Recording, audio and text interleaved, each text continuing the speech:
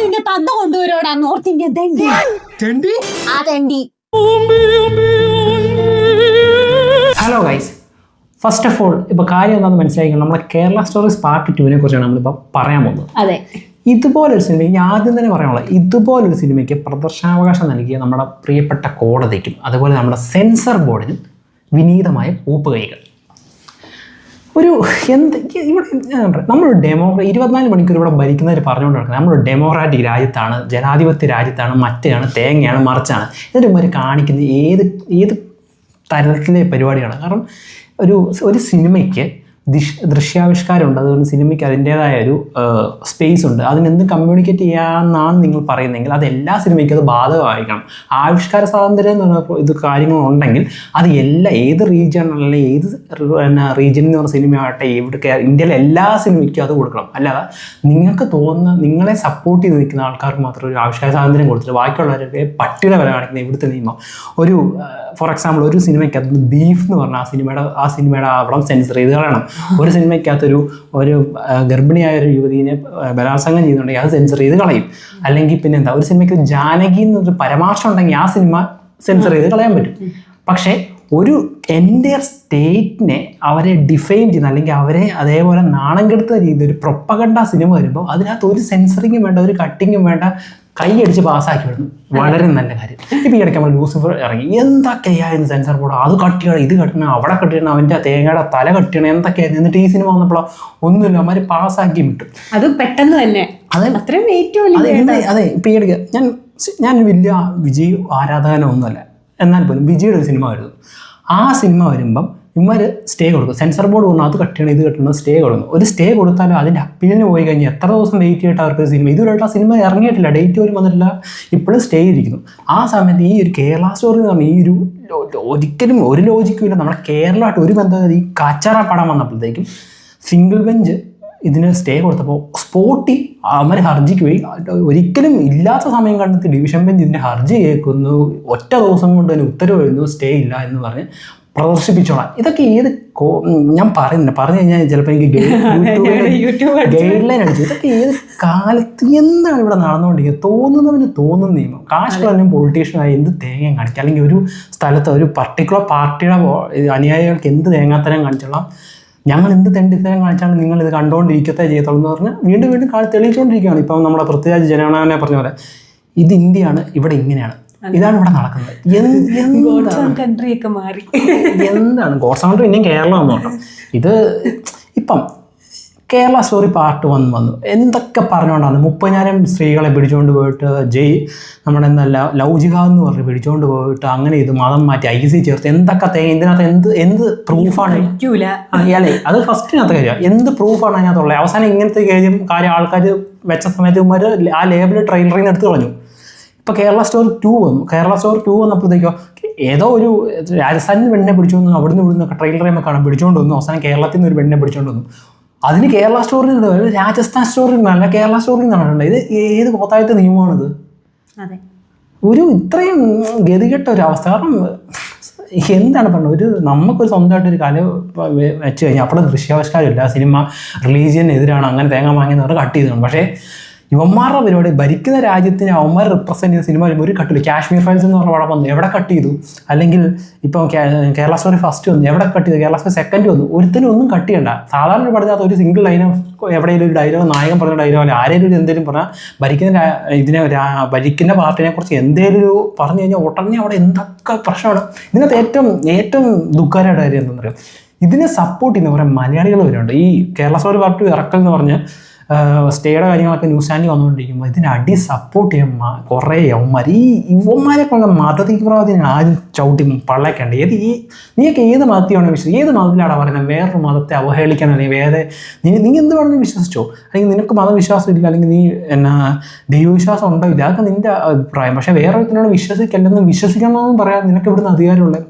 ഇമാതിരി തെണ്ടിത്തരം ഒരുത്തനൊക്കെ കമൻറ്റ് ഇട്ട് പറയുന്നുണ്ട്, ഇതൊക്കെയാണ് ഉള്ളത്, മറ്റേ മറിച്ച് തേങ്ങ വാങ്ങിയ ഞങ്ങളുടെ മതത്തിൽ ഇങ്ങനെയാണ്, മറ്റേതങ്ങനെ. ഏത് മതത്തിലാണ് പറഞ്ഞത് വേറൊരു മതത്തിനെ എതിർക്കാൻ അല്ലെങ്കിൽ അവഹേളിക്കാനും? അതെവിടെയാണ് പഠിപ്പിച്ചില്ല. അങ്ങനെ ഒരു മതം ഉണ്ടെങ്കിൽ അതാണ് ഏറ്റവും വർഗീയത ഉള്ള മതം. ആ മതത്തിൽ നിന്ന് പോയി രക്ഷപ്പെടാൻ നോക്കുക. അല്ലാതെ ഇമാതിരി ചെറ്റത്തരമൊക്കെ അല്ല ഒരു പ്രശ്നം വരുമ്പോഴത്തേക്കും പിന്നെ ഒരു കാര്യം പറയുകയാണെങ്കിൽ കേരളത്തിൽ ഈ പടം വലിയതായിട്ടൊന്നും ഓടാൻ പോകുന്നില്ലായിരിക്കും.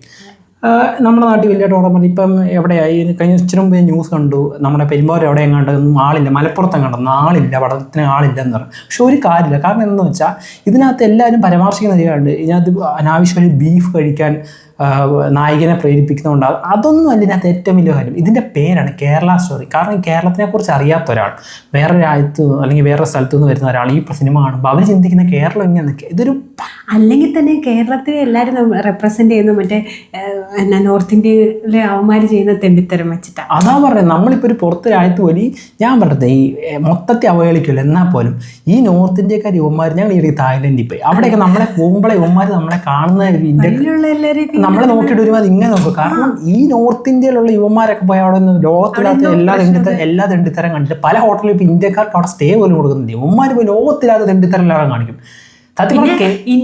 കേരളമൊന്നും അല്ലെങ്കിൽ ഇന്ത്യ എന്നാന്ന് പറയുമ്പോഴത്തേക്ക് തന്നെ അവിടെ ഒരു വൃത്തിയില്ലാത്ത നാടല്ലേ, ഭയങ്കര ആൾക്കാരുള്ള കഴിക്കൂലല്ലോ. പോയി കാനഡയിൽ പോയി ദാബോ വരെ തുടങ്ങി അവിടെ നശിപ്പിച്ചു വിട്ടിട്ടുണ്ട്. അങ്ങനത്തെ ഉള്ളവർ ഈ നോർത്തിലുള്ള ഉമ്മാർ കാരണമാണ് ഈ ബാക്കിയുള്ളവന്മാർക്ക് പോലും പകുതിയന്മാർക്ക് പോലും കേരള സൗത്ത് ഇന്ത്യക്കാർക്ക് പുറത്തിറങ്ങാൻ പറ്റാത്ത അവസ്ഥ. എന്നിട്ട് ഇവന്മാർ അവിടെ നടക്കുന്നത് ഞാൻ ജോലി ഈ കേരളത്തിന് ഇത് പറഞ്ഞു. ഈ ഡൽഹിയിൽ ഈ വർഷം ഈ 2026 എത്ര പെൺപിള്ളേരെ കാണാതായി, 2025 എത്ര പെൺപിള്ളേരെ കാണാതായി. ഡൽഹി പോലീസിനെ കണക്കെടുത്ത് നിങ്ങൾക്ക് എത്രത്തോളം 1000-ഓളം കണക്കിൽ പെൺപിള്ളേരെ അവിടെ കാണാതാവുന്നുണ്ട്, സ്ത്രീകളെ.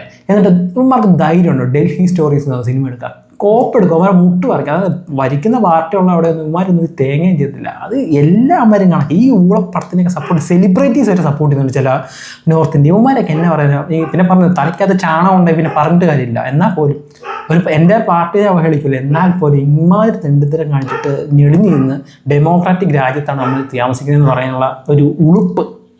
അതെ, എല്ലാവരും ഇതിനെതിരെ വരിക. പക്ഷേ നിങ്ങളുടെ കാര്യങ്ങളൊക്കെ എന്തായാലും. പക്ഷേ ഇതിനെ പറഞ്ഞു ഇത് ഭയങ്കര വർഗ്ഗീയത. ഇതിൻ്റെ പ്രശ്നം ഇപ്പോഴല്ല, വരും ഭാവിയിൽ ഇതിനെക്കുറിച്ചൊക്കെ പ്രശ്നം ഉണ്ടാകുന്നത്. കാരണം നമുക്കറിയാം, നമ്മൾ ഈ കേരളം വിട്ടാൽ ഈ സൗത്ത് ഇന്ത്യ വിട്ടൊക്കെ പോകുമ്പോഴത്തേക്കും എന്ത് റിലീജിയൻ ബേസ് എന്തൊക്കെ പ്രശ്നമാണെന്ന് അറിയാം. എന്തിനാണ് ഇങ്ങനെ ഉണ്ടാക്കിയിട്ടത്? ഈ മതം എന്നുള്ള സംഭവം എന്തിനാണ്? ഇത് മതം എന്ന സംഭവം തന്നെ ഇംപ്ലിമെൻ്റ് ചെയ്തൊക്കെ നല്ലൊരു നല്ല കാര്യങ്ങൾ ചെയ്യാൻ, അല്ലാതെ അങ്ങോട്ടും ഇങ്ങോട്ടും തമ്മി തല്ലാനുള്ള സാധനമല്ല. ഫസ്റ്റ് ഓഫ് അത് മനസ്സിലാക്കി. ഈ വർഗീയത ഉള്ളവർക്കാണ് ഈ പണ്ടാര രാജ്യം രക്ഷപ്പെടാൻ പോകുന്നത്. ഇമാതിരി പരിപാടി കാണിച്ചു കഴിഞ്ഞാൽ സ്വന്തം രാജ്യത്തെക്കുറിച്ച് പറയുന്നത് സങ്കടമുണ്ട്. സ്വന്തം നമ്മുടെ ഭരണ സിസ്റ്റത്തെക്കുറിച്ച് പറയുന്നത് ഭയങ്കര സങ്കടം. എന്നാൽ പോലും ഞാൻ പറയും, എന്തായാലും നമ്മൾ കഴിഞ്ഞിടയ്ക്ക് വന്ന് 2 വീഡിയോസ് ചെയ്തപ്പോൾ പോലും നമ്മൾ ഓരോ ദിവസം കഴിയുന്നതും ഫ്രസ്ട്രേഷനുള്ള സാധനങ്ങൾ തന്നെ ന്യൂസ് ചെയ്യുന്നുണ്ട്. ഇത് ഒരിക്കലും ഇത്രയും ഏറ്റവും നാളെ കോടതി ഇതിന് ഇത്രയും സ്പീഡിൽ ഇതിന്റെ സ്റ്റേ റദ്ദാക്കി. ഇപ്പൊ ഈ ഇവിടെ ഒരു പെണ്ണിനൊരു പ്രശ്നം പറ്റിയ അതെ ഒരു കേസ് നോർമലി ഇവിടെ നടക്കുന്ന ഒരു കേസൊക്കെ എന്താ, ഒരു കേസ് വാദങ്ങൾ കേൾക്കണമെങ്കിൽ ഒരു 2010 നടന്ന കേസ് 2022-ലൊക്കെയാണ് ഇതാകുന്നത്. അല്ലെങ്കിൽ ഈവൻ ഇപ്പൊ തന്നെയാണ് ഒരു മാസം പോലും ഇപ്പൊ ജനനായകം എന്ന് പറഞ്ഞ സിനിമയുടെ വന്നിട്ട് ഇതിലോട്ട് അതിനെക്കുറിച്ച് ഒരു റിമാർക്ക് ചെയ്യാൻ പറ്റില്ലല്ലോ. ഒരു സ്റ്റേ വെച്ച് കഴിഞ്ഞാൽ 1-2 ആഴ്ച കഴിഞ്ഞാൽ പിന്നെ ഹിയറിംഗ് കേൾക്കത്തുള്ളൂ. പക്ഷെ ഇവിടെ എന്താ ഇല്ലാത്ത സമയം കണ്ടെത്തി സ്പെഷ്യൽ ടൈം എടുത്ത് ഡിവിഷൻ ബെഞ്ച് ഇത് കേട്ട് പടത്തിൻ്റെ സ്റ്റേജിനെ ഇത് മാറ്റുവാണ്. ഏത് ലോകത്തനെയും പറഞ്ഞിട്ടൊരു കാര്യമില്ല. ഇത് ഇന്ത്യയാണ് മോനെ. അതെ, ഇത് ഇന്ത്യയാണ്. പറയാതില്ല, സ്വന്തം രാജ്യത്തോട് പറയുക ഇത് ഇന്ത്യയാണ്, ഇവിടെ ഇങ്ങനെയാണ്, അത്രയേ ഉള്ളൂ. അപ്പം ആരൊക്കെ എത്രയൊക്കെ എതിർത്താലും ഇതൊന്നും മാറാൻ പോകുന്നില്ല. അതാണ് ഏറ്റവും വലിയത്. അല്ലെങ്കിൽ ഭരണം മാറിയാലും എനിക്കറിയത്തില്ല, ഇതൊന്നും മാറാൻ പോകുന്നു എനിക്ക് തോന്നില്ല. എന്നാൽ പോലും 2014-16 ശേഷം ഇങ്ങനത്തെ ഒരുമാതിരി സാധനങ്ങൾ ഇഷ്ടം പോലെ വരുന്നുണ്ട്. സെൻസർ ബോർഡൊക്കെ ഞാൻ പറഞ്ഞ പോലെ നമ്മൾ ഒരു പർട്ടിക്കുലർ പാർട്ടിയെ സപ്പോർട്ട് ചെയ്യുകയാണെങ്കിൽ സെൻസർ ബോർഡല്ല നമ്മൾ, അല്ലെങ്കിൽ ഇൻകം ടാക്സ് ഡിപ്പാർട്ട്മെൻറ്റ് നമ്മളൊന്നും ചെയ്യാൻ പോകുന്നില്ല. അല്ലാത്തവർ ഇൻകം ടാക്സ് ഡിപ്പാർട്ട്മെൻറ്റ് വരെ വീട്ടിൽ കയറി ഓരോന്നുണ്ടാകും. അതാണ് ഇപ്പം നമ്മളെന്തെങ്കിലും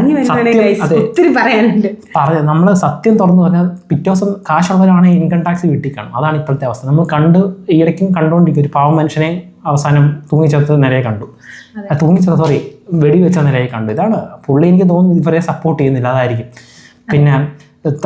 പിന്നെ വേറെ നമ്മൾ താപ്സി ബന്നുവിൻ്റെ താപ്സി ഇടയ്ക്ക് ഒരു ഇൻ്റർവ്യൂ പറയുന്നുണ്ടായി, നിങ്ങൾക്ക് ഏത് രാഷ്ട്രീയ നേതാവിന് ഇഷ്ടമെന്ന് ചോദിച്ചപ്പോൾ പുള്ളിക്കാരി പറഞ്ഞു എനിക്ക് മോദിനെ ഇഷ്ടം. കാരണം എന്തുകൊണ്ടാണ്, എനിക്ക് രാജ്യത്ത് കൂടുതലാണ് ജീവിക്കണമെന്ന് ആഗ്രഹമുണ്ട്. സോ അങ്ങനെയൊക്കെ ഇത്രയും ഉള്ളവർ തന്നെ പറഞ്ഞു. അപ്പം മനസ്സിലായല്ലോ. അതുകൊണ്ട് ഇവരെ സപ്പോർട്ട് ചെയ്ത് ഇവരുടെ സിനിമ ഇവരെ പൊക്കി പിടിച്ചാൽ നിങ്ങൾക്ക് ഒരു കുഴപ്പമില്ലെങ്കിൽ സുഖമായിട്ടിരിക്കും. പക്ഷേ ഉള്ള കാര്യം സത്യം വിളിച്ച് പറഞ്ഞു കഴിഞ്ഞാൽ ഇവിടെ പ്രശ്നങ്ങളുണ്ടാവും. മേ ബി നാളെ ചിലപ്പം പർട്ടിക്കുലർ പാർട്ടികളുടെ അംഗങ്ങളെ നേരത്തെ ചിലപ്പോൾ കേരളത്തിലെ തിയേറ്ററിൽ ഈ സിനിമ ഓടാൻ ചാൻസ് ഉണ്ട്. കാരണം ഇന്ന് ചിലപ്പോൾ ഗൂഢാലോചന നടക്കുന്നുണ്ടെങ്കിൽ നാളെ എല്ലായിടത്തും ഹൗസ്ഫുൾ ആക്കണമെന്ന്. മേ ബി നാളെ ഇതും സംഭവിക്കാം. പക്ഷേ എനിക്ക് പറയാൻ ഇത്രയേ ഉള്ളൂ. സ്വന്തം നാട്ടിൻ്റെ ഒരു പ്രശ്നം വരുമ്പോൾ ആ നാട്ടിലുള്ളവരെ ഇതിനെ സപ്പോർട്ട് ചെയ്യണം, അല്ലെങ്കിൽ ഇതിനെ എതിർക്കാൻ ശ്രമിക്കണം. അല്ലാതെ അവിടെയും കിടന്ന് ഈ പടത്തിന് വേണ്ടിയൊക്കെ സപ്പോർട്ട് പറയുന്നവന്മാരെയാണ് അവന്മാരോട് ഒന്നും പറയാൻ പറ്റില്ല. അവന്മാരൊക്കെ എങ്ങനെ നന്നാകാൻ ഇമാതിരി തെണ്ടിതരം കാണിച്ചിട്ട് അവന്മാർക്ക് എന്താ അവന്മാരെ പറയണ്ടേ? കാരണം കമൻ്റ് കണ്ടിട്ട് സത്യം പറഞ്ഞാൽ നമുക്ക് തന്നെ ഒരുമാതിരി എന്താ പറയേണ്ടതെന്നുണ്ട്. ഈ പടമൊക്കെ ഇതിനെയൊക്കെ സപ്പോർട്ട് ചെയ്യുന്നവന്മാരെ, അങ്ങനെയുള്ളവന്മാരെയൊക്കെ കൂട്ടത്തിൽ നിങ്ങളുടെ ഒരു കൂട്ടുകാരൻ അല്ലെങ്കിൽ കൂട്ടുകാരിയാണെങ്കിൽ എടുത്ത് പള്ളേക്കളയും. ഇമാതിരി ഞാൻ പറഞ്ഞു കഴിഞ്ഞാൽ ഫിൽട്ടർ ചെയ്യേണ്ടി വരും. എനിക്ക് എന്താ പറയേണ്ടതെന്ന് അറിയത്തില്ല. സോ ഏതായാലും പടം ഇന്ന് റിലീസായിട്ട് കേരളത്തിൽ വലിയതായിട്ട് കളക്ഷൻ കാര്യങ്ങളൊന്നും കിട്ടാൻ പോകുന്നില്ലേ പോലും പടം നന്നായിട്ട് ഓടും. കാരണം അവർ വിചാരിച്ച പ്രൊപ്പഗണ്ട എന്തായാലും വിജയിക്കും. അവർക്ക് ഇവിടെ എല്ലാ പടം ഓടേണ്ടത്, വേറെ മറ്റുള്ള നാട്ടുകളില്ല, മറ്റുള്ള സംസ്ഥാനങ്ങളിൽ ഈ പടം ഓടാനാണ് അവരുടെ മെയിൻ പ്രൈം ഫാക്ടർ. അതെന്തായാലും ഓടും. പിന്നെ അതുപോലെ നമ്മൾ ഇന്ന് തന്നെ ഉണ്ട്, സ്റ്റേ ഉള്ള സമയത്ത് തന്നെ അവർ ടിക്കറ്റ് ബംഗാളിലൊക്കെ നമ്മൾ ബുക്ക് മൈ ഷോയിൽ ടിക്കറ്റ് ഓപ്പൺ ആയത്. കാരണം അവർക്കറിയാം എന്നാ സ്റ്റേ എന്നാ ഓപ്പൺ ഉണ്ടെന്ന് പറഞ്ഞാൽ ഈ പടം റിലീസാകുമെന്ന് അവർക്ക് ആ ബോധ്യമുണ്ട്. അല്ലെങ്കിൽ അവർക്ക് വേണ്ട ആൾക്കാർ അതിന് വേണ്ടി കോൾ ചെയ്ത് ഇവിടെ സംഭവം സെറ്റാക്കുന്നത് അവർക്ക് ആ ബോധമുണ്ട്. ആ ഒരു ധാഷ്ട്യമുള്ളവർക്ക് അവർക്ക് അത്ര കോൺഫിഡൻസ് നൽകുന്നുണ്ട്. സോ അതൊക്കെ അത്രയേ ഉള്ളൂ. അത് നമുക്ക് ഇതൊക്കെ അറിയാം. ഇന്ന് തന്നെ വിധി വരും നമുക്ക് കോമൺ ആയിട്ട് അറിയാം. കാരണം ഇവിടെ ഇതൊക്കെ നടക്കത്തുള്ളൂ. ഇനിയും ഭാഗ്യമുണ്ടെങ്കിൽ നമ്മളെ ജനനായകൻ ഒക്കെ ഈ പ്രശ്നം കൊണ്ട് ഇനിയും എന്തെങ്കിലും ആൾക്കാരൊക്കെ ഇടപെട്ടെന്ന് റിലീസായി അതും അറിയാൻ പറ്റില്ല. അതൊന്നും ആകാൻ കാരണം ഇന്ത്യ ആണല്ലോ, ഇങ്ങനെയാണല്ലോ. അതുകൊണ്ട് ഇതൊന്നും ആകുമെന്ന് അറിയത്തില്ല. ഏതായാലും ഞങ്ങൾക്ക് ഇത്രയും കേരള സ്റ്റോഴ്സിനെ കുറിച്ച് ഇന്നൊരു വാർത്ത കണ്ടപ്പോൾ ഫ്രസ്ട്രേഷൻ മൂത്തിരുന്നുകൊണ്ട് പറയണമെന്ന്. സോ നിങ്ങളുടെ അഭിപ്രായം എന്താണെന്ന് വെച്ചാൽ നിങ്ങളും കമൻറ്റ് രേഖപ്പെടുത്തും. അപ്പോൾ മറ്റൊരു വീഡിയോ ഞങ്ങൾ വരുന്നതായിരിക്കും. It's me Abhijith, this is Chanchal and we are signing off. By.